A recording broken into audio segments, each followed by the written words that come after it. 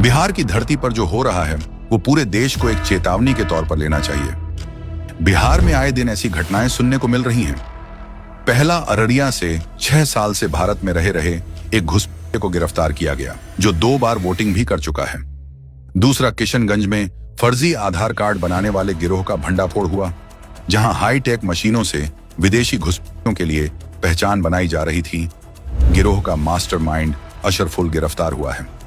तीसरा, वहीं सुपौल में एक और बांग्लादेश की फर्जी दस्तावेजों के साथ पकड़ा गया। यह समस्या केवल बिहार तक सीमित नहीं है।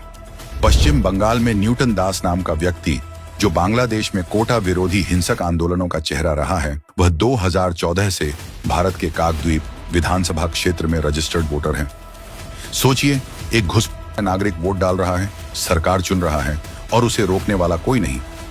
असल सवाल यह है कि ऐसे फर्जी नागरिक जब वोट डालते हैं तो वे किसे चुनते हैं? जवाब साफ है, उन्हें वही नेता चाहिए जो उनकी घुस पर आंख मूंदे रहे, जो उनके अवैध रहने को ह्यूमन राइट्स की ढाल से बचाता रहे और जो वोट बैंक के लिए देश की सुरक्षा तक को दांव पर लगा दे। ऐसे में कांग्रेस और लेफ्ट पार्टियां सबसे पहले इन घुसपैठियों की रहनुमा बनकर सामने आती हैं। जब सरकार वोटर लिस्ट से फर्जी नाम हटाने की बात करती है तो यही लोग लोकतंत्र खतरे में है का राग अलापने लगते हैं।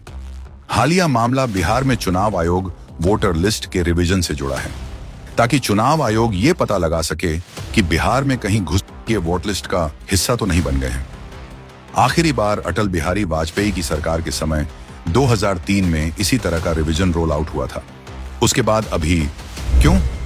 हर बार ये सारे भाजपा सरकार को ही सारे जरूरी काम करने पड़ते हैं। कहीं इसलिए तो नहीं क्योंकि कांग्रेस तो घुसपैठियों की समस्या के निपटारे के बजाय उसे वोट बैंक का हिस्सा बनाने लगती है।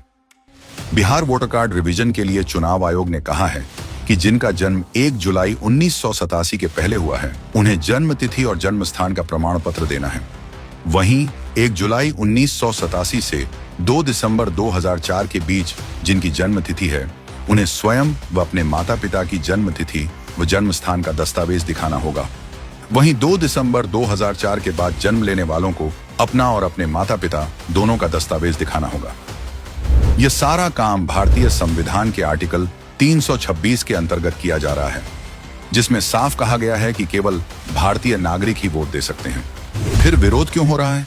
इसका जवाब भी सीधा है, क्योंकि अगर घुसपैठिए वोट नहीं देंगे तो उन नेताओं की राजनीति खत्म हो जाएगी जो इन्हीं अवैध वोटों के सहारे सत्ता में बने रहते हैं। यही कारण है कि राहुल गांधी और तेजस्वी जैसे नेता, जिनका खुद का जनाधार खिसक चुका है, पहले से ही अपनी हार का बहाना ढूंढने में लगे हैं।